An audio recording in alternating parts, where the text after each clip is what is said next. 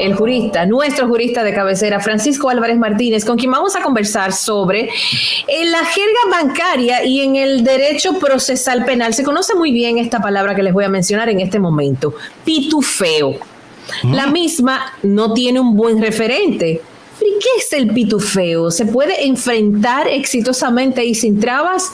Francisco nos va a detallar y a desglosar qué significa pitufeo, cómo afecta a quienes lo practican, quienes se perjudican. Francisco, bienvenido nuevamente a Esto No Tiene Nombre. Gracias por la invitación.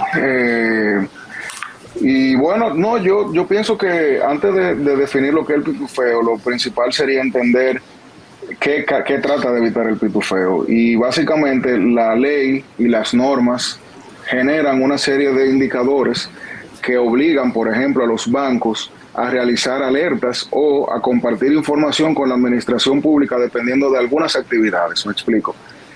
Todos sabemos que hay umbrales, por ejemplo, de 500,000 pesos, 1 millón de pesos, de X cantidad, para actividades puntuales que pasada ese umbral, requiere una información adicional. Si yo voy con 1.500.000 pesos a comprar un vehículo, ese dinero no me lo pueden recibir en efectivo porque la norma indica que yo no puedo comprar un vehículo de motor que sobrepase en efectivo la suma de X. Entonces, pero eso, escúchame un momentico, Francisco, y eso no atenta un poquito lo que plantea la Constitución, porque al final el peso dominicano es la moneda de curso legal.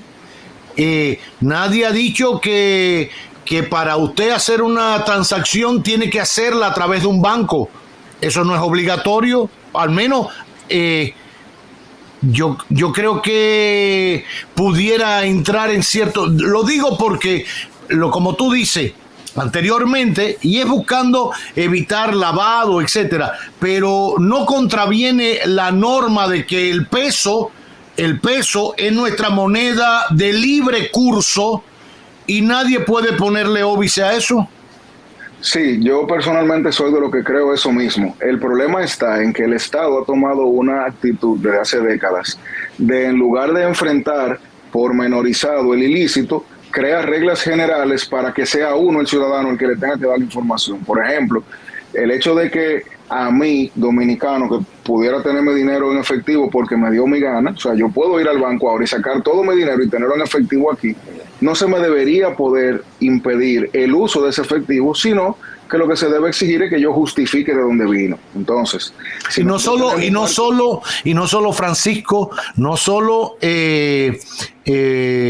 no poderlo utilizar cash, como la gente le llama, sino que nadie pudiera ni dudar de su procedencia. Sí, digo sí, esto exacto. porque no, pero tú tienes 5 millones de pesos en tu casa. No es mi caso ni el de Francisco. Sí, y si tengo una caja fuerte, ¿por qué no lo puedo tener? Yo no creo en los bancos, por ejemplo. ¿Por qué yo tengo que meterme en la maquinaria del sistema bancario si yo tengo el dinero en efectivo? No, pero ¿y de dónde tú sacaste esos 5 millones? De mi trabajo.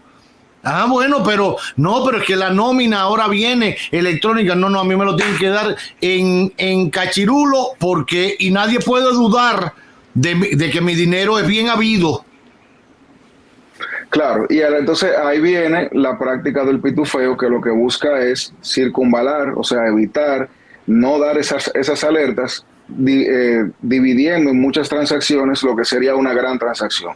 O sea, el 1,000,000 de pesos, hacerlo en 3 partidas, en 4 partidas. No, el 1,000,000 de pesos, si el umbral, digamos, son 100,000 pesos, entonces yo lo haría en 11 partidas, de 99, 98, 97. La idea es depositarlo o mover ese dinero dentro de los umbrales para que no se dé una alerta. ¿Cuál es el problema con eso? Que obviamente los bancos y la administración pública sabe que eso existe desde hace muchísimo y se hacen reportes diferenciados basados no solamente en el día, sino en la semana, en el mes y en el comportamiento típico o atípico del individuo. Entonces, si yo, por ejemplo, voy al banco todos los días a depositar 400,000 pesos para no pasar el umbral, evidentemente al final del mes el banco va a ser así, va a ver mi hoja y va a decir, pero aquí hay tanto depositado, debo exigirle a esa persona que me dé un soporte. Entonces, El pitufeo tiene vamos a decir, una versión paralela, que es, en vez de utilizar a un individuo para subdividir un monto en las formas en las que se vaya a evitar pasar ese umbral, también se agregan personas distintas. Entonces, hay un pitufeo, vamos a decir, de individuos que ayudan a una persona a ingresar dinero al tracto bancario sin levantar esos umbrales, esas alertas, donde se dividen, en vez de en una persona, en varias personas. Entonces, está el pitufeo que yo divido yo mismo en 10 pagos, en 10 depósitos, el $1,000,000, y está el otro que yo le pido a todos ustedes que me ayuden y le doy, por ejemplo, 200 a fulano, 200 a mengano, 100 a mengano, para que ese pitufeo se vea difuminado entre diferentes personas. Y no, o sea, sería como un testaferro que yo presto mi nombre o mi cuenta, por ejemplo, para depositar un dinero que tú me das y después yo te lo transfiero a ti. ¿Es esa la modalidad? Sí, ya no testaferrato en sí, porque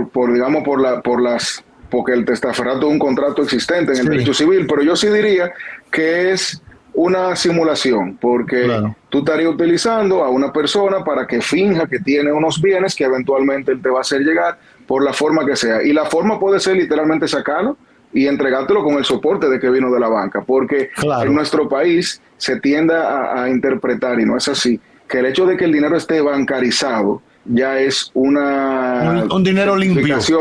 Exacto, y no es así. Entonces, el pitufeo que se ha puesto de moda en los medios últimamente, especialmente por los últimos casos que hemos visto que se han dividido mucho transacciones de pagos y transferencias de bienes, al final es una forma de tratar de evitar las alertas, que viene literalmente de los pitufos, de esos muñequitos pequeños que recordamos de la infancia, y que al final del día lo que busca es evitar que la alerta del banco llegue a los organismos de inteligencia que te puedan entonces requerir informaciones que tú no puedas dar.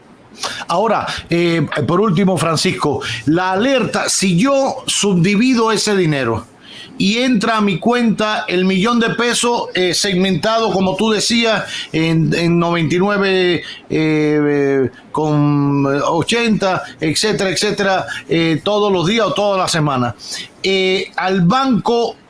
¿El banco puede reclamar o requerirme una información porque al final ve el total de ese $1,500,000 que yo no lo podía depositar completo porque tenía que justificarlo? Pero si ya está dentro y entró bajo la norma de que no debía pasar el umbral de los $100,000, por ejemplo, ¿cuál es el asidero legal que tiene el banco para reclamarme?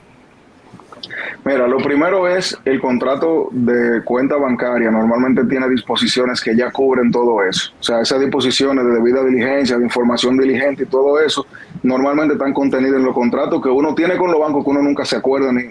Y además la letra chiquita, que uno ni la lee. Exacto. Entonces, el banco tiene la potestad de, siempre que entienda que hay una transacción, entre comillas, sospechosa, darte a ti la oportunidad como cliente de que transparentes frente al banco la transferencia o la transacción, porque a su vez el banco tiene una obligación formal de reportarla a los organismos competentes de inteligencia bancaria. Entonces, digamos que el banco te pide tu opinión, te pide tu input de qué es lo que está pasando.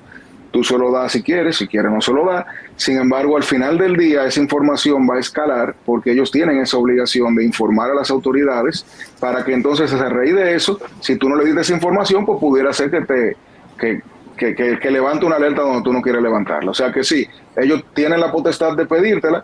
Sin embargo, en teoría, el hecho de que te la pidan ya es un augurio de que ellos posiblemente la van a comunicar a otro estamento, la van a escalar, y por eso es que ahí se comienza a complicar el asunto. Ya. Bueno, pues ahí está el pitufeo, otra forma de lavado de activos.